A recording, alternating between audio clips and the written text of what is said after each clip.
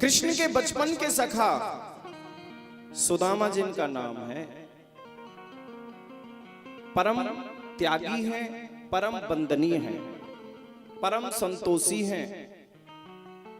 तो सबसे पहला गुण बताया कि सबसे पहला सबसे श्रेष्ठ गुण सुदामा जी के अंदर है कि वो कृष्ण के सखा हैं। और दूसरा बोले ब्राह्मणों, दूसरा क्या है? बोले वो ब्राह्मण हैं।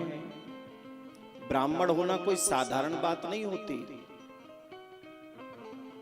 ब्राह्मण होना कोई छोटी बात नहीं है। अगर ब्राह्मण के कुल में हम जन्म लेते हैं तो वो कोई साधारण बात नहीं है, क्योंकि ब्राह्मण को इस पृथ्वी पर देवता का रूप बताया है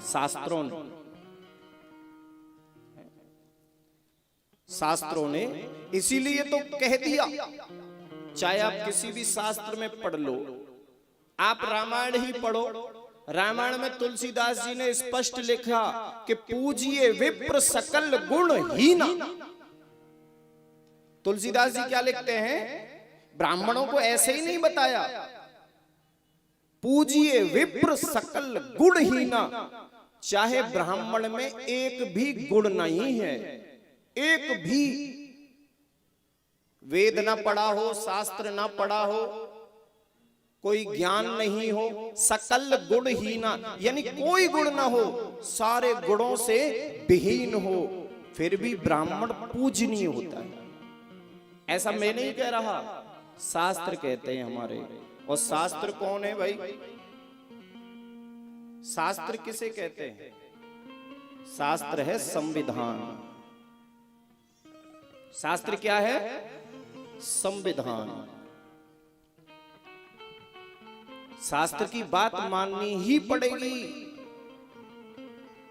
संसद में जब कानून पास हो जाता है ना, तो मानना ही पड़ता है ना। इसको भागवत को किसने लिखा? अरे भगवान ने ही तो लिखा। अब भगवान ने जो लिखा उसको भी हम ना माने तो ये तो अज्ञानता हो गई ना। ये तो बहुत ही अज्ञानता हुई हमारी कि हम भगवान की भी ना माने, फिर तो हम भगवान से भी बड़े हो गए। तो पूजिए विप्र सकल गुणहीना और शूद्र न गुण गण वेद प्रवीणा। शूद्र चाहे कितना भी वेदों का ज्ञाता क्यों ना हो, शास्त्रों का ज्ञाता क्यों ना हो, शूद्र कभी पूजनीय नहीं हो सकता। ब्राह्मण हर हाल में पूजनीय है। बोलो जय श्री कृष्ण।